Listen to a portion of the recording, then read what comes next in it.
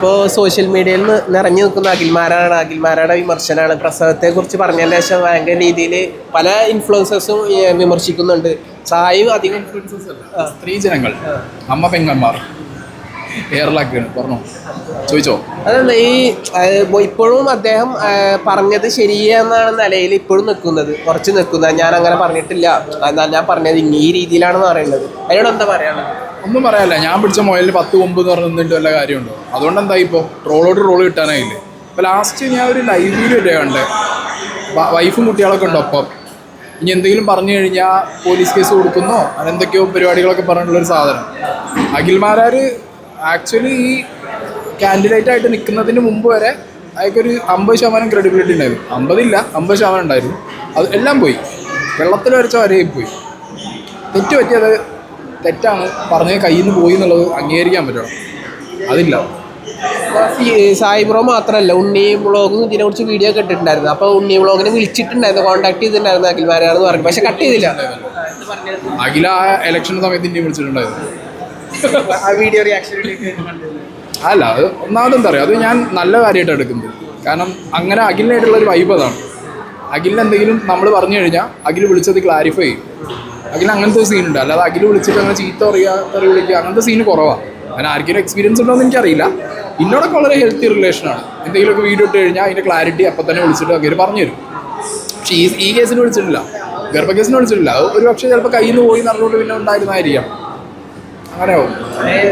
തൃക്കാക്കര മണ്ഡലത്തിൽ അഖിൽമാരുടെ വിജയസാധ്യത എത്രത്തോളം ഉണ്ടാവുന്നത്? അങ്ങനെ സോഷ്യൽ മീഡിയയിൽ കാണുന്നതും പല ആൾക്കാർ റിപ്പോർട്ടിംഗ് പ്രകാരം സായിബ്രോയുടെ പ്രഡിക്ഷൻ എന്താണ്? ഇവിടെ NDAൻ്റെ സ്ഥാനാർത്ഥി എന്നുള്ള നിലയ്ക്ക് അങ്ങേർക്ക് കുറച്ച് വോട്ട് കൂട്ടാൻ പറ്റും. അവിടെ 3ാം സ്ഥാനത്ത് നിന്നൊരു മാറ്റം ഉണ്ടാവും തോന്നുന്നില്ല. പക്ഷേ വോട്ട് കൂടും, വോട്ട് ഷെയർ കൂടും. അതന്നെ ഒരു അച്ചീവ്മെൻ്റ് ആയിട്ട് എനിക്ക് തോന്നുന്നുണ്ട്. അത് മൊത്തത്തിൽ ഇപ്രാവശ്യം BJP ഉണ്ടാക്കുന്ന ഒരു തരംഗം അങ്ങനെ തന്നെ ആയിരിക്കും. കുറച്ച് ആൾക്കാരെ നിർത്തിയിട്ട് വോട്ട് ഷെയർ കൂട്ടിയാൽ മതി. അപ്പോൾ ഇവിടെ കൂടുമ്പോൾ ഇപ്പുറത്ത് പോയിട്ടാവുമല്ലോ. അങ്ങനെ ഇപ്പോൾ അഖിൽമാരാർക്ക് ജയിക്കണമെന്നൊന്നുമില്ല. അഖിൽമാരാർക്ക് സെക്കൻഡ് ആവണമെന്നോ ഫസ്റ്റ് ആവണമെന്നൊന്നുമില്ല. തേർഡായിട്ട് തന്നെ വോട്ട് ഷെയർ കൂട്ടിയാൽ മതി. ഇതിന് മുമ്പ് ഉണ്ടായിരുന്ന സ്ഥാനാർത്ഥിയേക്കാൾ കൂടുതൽ വോട്ട് ഷെയർ കൂട്ടാൻ പറ്റിയത് നല്ലതല്ലേ, അച്ചീവ്മെന്റ് തന്നെയാണ്. ഒരിക്കലും അല്ല. നിലപാട് എന്ന് പറഞ്ഞാൽ മാറ്റാൻ പറ്റുന്ന കാര്യം. ഇപ്പം ഞാനും നിലപാട് പറഞ്ഞ് മാറ്റാറൊക്കെ ഉണ്ട്. പക്ഷേ ഇതൊരുമാതിരി മറ്റേ രാവിലെ ഒന്ന് രാത്രി ഒന്ന് വൈകുന്നേരം ഒന്ന് എന്നൊക്കെ പറഞ്ഞിട്ട് ഡോക്ടർമാർ ഗുളിക എഴുതി കൊടുക്കില്ലേ, അതുപോലെ കറക്റ്റായിട്ട് തോന്നുന്നുണ്ടോ? സ്പെഷ്യാലിറ്റി ഹി ഇറ്റ് സെൽഫ് എന്താ പറയുക, എക്സ്പോസ്ഡ് ആയിട്ടില്ല ഇതുവരെ. അഥവാ ജയിച്ചു കഴിഞ്ഞാൽ എക്സ്പോസ്ഡ് ആവാനുള്ള അടുത്ത ഗുണ്ടാണ് രമേശ് പിഷാരടി. അപ്പോൾ പിന്നെ ഒന്നും പറഞ്ഞു തുടങ്ങിയിട്ടില്ലല്ലോ, സംസാരിച്ചു തുടങ്ങിയിട്ടില്ല. രാഷ്ട്രീയം പോലും മര്യാദയ്ക്ക് സംസാരിച്ച് തുടങ്ങിയിട്ടില്ല രമേശ് പിഷാരടി. ജയിച്ചു കഴിഞ്ഞാൽ രമേശ് പിഷാരടി ഈ പറഞ്ഞ പോലെ എയറിൽ ജയിക്കാൻ സാധ്യത കൂടുതലാണ്. എന്തുകൊണ്ടാണ് ശോഭാ സുരേന്ദ്രനെതിരെ വന്ന ഒരു എന്താ പറയുക പൈസ കൊടുത്തോ? ഒന്നാമത് ഞാൻ കണ്ടിടത്തോളം പാലക്കാട് BJP രാഷ്ട്രീയത്തിൽ ഒരു മാസ് അപ്പീലുള്ള ഒരാളെ നിർത്തി അവർ ഭയങ്കര ഓക്കെയാണ്. പ്രശാന്ത് ശിവനൊക്കെ ആണെങ്കിൽ അവർക്ക് ഓക്കെ ആയിരുന്നു. അവർക്ക് ശോഭാ സുരേന്ദ്രൻ എന്ന് കേട്ടപ്പോൾ അവിടെ അടിയൊഴുക്ക് ഒരുപാട് തുടങ്ങിയിട്ടുണ്ട്. അങ്ങനത്തെ ഒരു സാഹചര്യത്തിൽ എപ്പോഴും രമേശ് പിഷാരടി എന്ന് പറഞ്ഞൊരു കാൻഡിഡേറ്റിനെ മൊത്തത്തിൽ പാലക്കാടുള്ള BJP കാണുന്നത് അത് അവരുടെയും കൂടി ഒരു സംഘി കാൻഡിഡേറ്റ് ആയിട്ടാണ് കാണുന്നത്. അയാളൊരു പകുതി സംഘി പകുതി കുങ്ങി എന്നുള്ള മൂഡിലാണ് അയാൾ നിൽക്കുന്നത്. അങ്ങനെ ഉള്ളതുകൊണ്ട് തന്നെ അത് കറക്റ്റ് പ്ലേസ്മെൻ്റ് ആയിരുന്നു കോൺഗ്രസ് ചെയ്തത്. മേ ബി BJPൻ്റെ വോട്ടുകളായിരിക്കും അറിയാൻ ചാൻസ് ഉണ്ട്. അപ്പോൾ BJPൻ്റെ ഈ PR വർക്ക് ഇലക്ഷനെ സ്വാധീനിച്ചിട്ടുണ്ടാവോ? അതോ BJP ഇഷ്ടമാണ്. അവർ ഇന്നലെ തുടങ്ങിയ പരിപാടിയില്ലല്ലോ. ഓരോ വ്ളോഗേഴ്സിന് വിളിച്ച് കൊടുക്കുന്ന പൈസ കേട്ട് ഞാൻ ഞെട്ടിപ്പോകും. ഇപ്പോൾ ഇന്നെ കോൺടാക്ട് ചെയ്തിട്ടുണ്ടായിരുന്നു. നമുക്കൊക്കെ ഓഫർ ചെയ്ത പൈസ എന്ന് പറഞ്ഞാൽ വളരെ വളരെ വലിയ സംഖ്യകളാണ് ചെയ്യുന്നത്. എന്നോട് ഒരു ഏറെക്കുറെ 15 വീഡിയോ ഒക്കെ ചെയ്താൽ 15 രൂപയോളം തരാമെന്നൊക്കെ പറഞ്ഞു. 15 ലക്ഷത്തോളം. സ്ഥാനാർത്ഥികൾ ഇവരൊക്കെ പറഞ്ഞ പോലെ പൈസ കൊടുത്ത് നിർത്തിയതായിരിക്കും. BJPക്ക് ഇപ്രാവശ്യം എനിക്ക് തോന്നുന്നില്ല അങ്ങോട്ട് ചിലപ്പോൾ അവർ പൈസ മേടിച്ചിട്ടുണ്ടാവും. അല്ലാതെ പൈസ കൊടുത്തൊരു സ്ഥാനാർത്ഥിനെ നിർത്തേണ്ട അവസ്ഥ BJPക്ക് ഇപ്പോൾ കേരളത്തിലില്ല. പക്ഷേ PR വർക്കിന് വേണ്ടി കോടികൾ ഒഴുക്കി. PR വർക്കിന് മുടക്കാം. അതിപ്പോൾ ഭരിക്കുന്ന സർക്കാർ മുടക്കുന്നില്ല, എല്ലാവരും മുടക്കുന്നുണ്ട്. PR വർക്കിന് മുടക്കുന്നതിൽ തെറ്റാണെന്നൊന്നും പറയാൻ പറ്റില്ല. ഇപ്പോൾ നിങ്ങൾ നിൽക്കുന്നുണ്ട്, നിങ്ങൾ PR-കളാണ്. ഇപ്പം ഞാൻ സംസാരിക്കുന്ന ഇൻഡയറക്റ്റ്ലി ചിലപ്പോൾ ഒരു PR ആയിട്ട് മാറാം. PR എന്ന് പറഞ്ഞ സാധനം നമുക്ക് അങ്ങനെ എഴുതി തള്ളി ഒഴിവാക്കാൻ പറ്റിയ കാര്യമൊന്നുമില്ലല്ലോ. അപ്പോൾ ഇതിനകത്ത് എനിക്ക് തോന്നിയത് PR വർക്കിലൂടെ അവർ ചെയ്യുന്നുണ്ടെങ്കിൽ അവരൊരു കാശുണ്ട്, അവർ ചെയ്യുന്നു, അത്രേ ഉള്ളൂ. അതിനകത്തൊരു പൊട്ട പറയാനൊന്നുമില്ല. BJP നിന്നുകൊണ്ടാണോ ഈ പറഞ്ഞ പോലെ ട്രോളൊക്കെ എങ്ങനെ കിട്ടുന്നത്? ഒരു ഓബിയസ്ലി അല്ല, BJPക്ക് ആവശ്യം അതാണ്. നിങ്ങൾ എടുത്ത് നോക്കിയാൽ മതി. കോൺഗ്രസിൻ്റെയോ അല്ലെങ്കിൽ മാർക്സിസ്റ്റ് പാർട്ടിയുടെയോ ലീഡേഴ്സിനേക്കാൾ കൂടുതൽ ഏറ്റവും കൂടുതൽ ഫെമിലിയർ ആയിട്ടുള്ള മുഖങ്ങളിപ്പോൾ ഈ പറഞ്ഞ BJPൻ്റെ മുഖങ്ങളാണ് അല്ലേ. കാരണം എന്താ, ട്രോളുകളിലൂടെ അവർ കൂടുതൽ ഫേമസ് ആവുന്നുണ്ട്. BJP ഒരു ബ്രാൻഡ് മാർക്കറ്റ് ചെയ്തുകൊണ്ടിരിക്കുകയാണ് ഈ പ്രാവശ്യം ഇലക്ഷൻ. 2036, 2040 ഒക്കെയാണ് അവരുടെ ടാർഗറ്റ്. BJPയുടെ ടാർഗറ്റ് തന്നെ അതാണ്. അവർ നമ്മൾ അപ്രോച്ച് ചെയ്ത സമയത്ത് പിന്നോട് വളരെ ക്ലിയർ ആയിട്ട് പറഞ്ഞിട്ടുണ്ടായിരുന്നു കേരളത്തിൽ ഓപ്പോസിഷനായിട്ട് അവർക്ക് വരണം. അത് 2036 2040 വന്നാൽ ആ ടൈമിൽ LDF കേരളം ഭരിക്കണം. അവർക്ക് UDF കേരളത്തിൽ വൈപ്പ് ഔട്ട് ചെയ്താൽ മതി എന്നുള്ള മൂഡ് മാത്രമാണ് അവർക്ക്. ഇപ്രാവശ്യം ഭരണ തുടർച്ചയാണ് ഭരണമാറ്റം ഉണ്ടാവും. അയ്യോ, അതൊരു 5 സീറ്റ് 6 സീറ്റൊക്കെ വ്യത്യാസത്തിൽ അങ്ങോട്ടും ഇങ്ങോട്ടും ചാടും.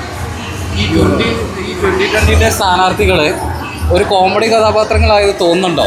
എല്ലാ സ്ഥാനാർത്ഥികളും ഭയങ്കര ട്രോളുകൾ ഏറ്റുവാങ്ങി, ചക്കയും താമരയും ഒരേപോലെ എന്നൊക്കെ പറഞ്ഞിട്ട്. എന്താ പറയുക, ഒന്നാമത് ഈ സിനിമാക്കാരോ അല്ലെങ്കിൽ സെലിബ്രിറ്റീസോ പോയിട്ട് രാഷ്ട്രീയക്കാരെന്നുള്ള ലേബിളിൽ നിൽക്കുമ്പോൾ തന്നെ അതൊരു കോമഡിയാണ്, ആളുകൾ ആക്സെപ്റ്റ് ചെയ്യില്ല.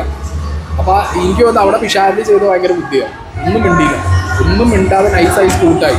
ബാക്കിയുള്ളവർ അതുപോലെ ആയില്ല, അവർ കുറച്ച് അഗ്രസീവായി. അവർ ഓബിനാണെങ്കിലും അഖിലാണെങ്കിലും അഞ്ജലി ആണെങ്കിലും ഒക്കെ ഭയങ്കര അഗ്രസീവായി പോയി അവർ. അതൊക്കെ ബാധിക്കും ചെയ്യും. പിഷാരടിയെ കുറിച്ച് നേരത്തെ പറഞ്ഞു അടുത്ത പൊട്ടാനുള്ള ബോംബാന്നാണ്, അങ്ങനെ പറയാനുള്ള കാരണം നമുക്ക് അയാളുടെ രാഷ്ട്രീയം ഇപ്പം ഞാൻ കുറേ വീഡിയോസ് അയാളുടെ കണ്ടു, അയാളുടെ കുറേ ഇൻ്റർവ്യൂ കണ്ടു. അയാളുടെ രാഷ്ട്രീയ നിലപാടെന്താണെന്ന് എനിക്ക് മനസ്സിലായിട്ടില്ല. ഒരു സ്ഥാനാർത്ഥിയായിട്ട് നിൽക്കുമ്പോൾ ഒരു മണ്ഡലത്തിന് ആവശ്യമുള്ള മാറ്റങ്ങൾ എന്തൊക്കെയാണ്, ഒരു മണ്ഡലത്തിന് ആവശ്യമുള്ള ഇനിയുള്ള മുന്നോട്ടുള്ള കാര്യങ്ങൾ എങ്ങനെയാണെന്നുള്ളതൊന്നും രമേശ് പിഷാരടി അവരും പറഞ്ഞതായിട്ട് ഞാൻ കണ്ടിട്ടില്ല.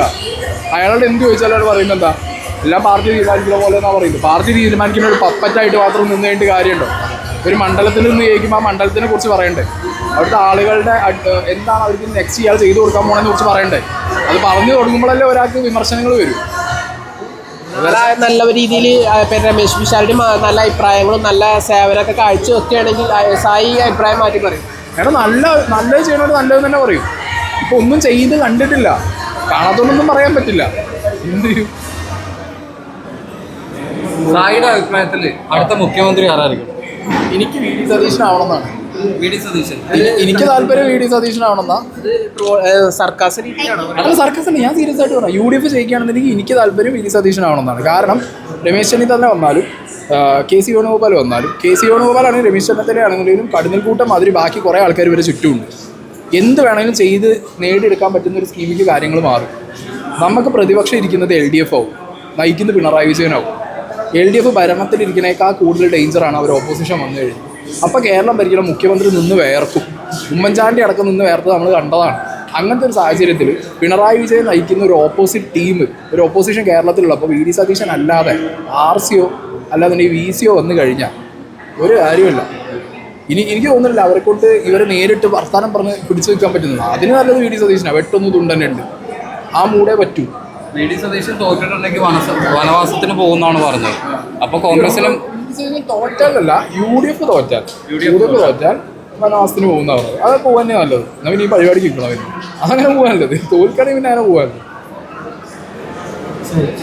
വേറെ ചോദിച്ചോട്ടെ, ഇപ്പോൾ മുഖ്യമന്ത്രി സ്ഥാനത്തേക്ക് VD സതീശൻ വരികയാണെങ്കിൽ പിണറായിയെ വെല്ലുന്ന ഒരു നേതാവായിട്ട് VD സതീശന് മാറാൻ കഴിയും? ഓബിയസ്ലി മാറാൻ പറ്റുമല്ലോ.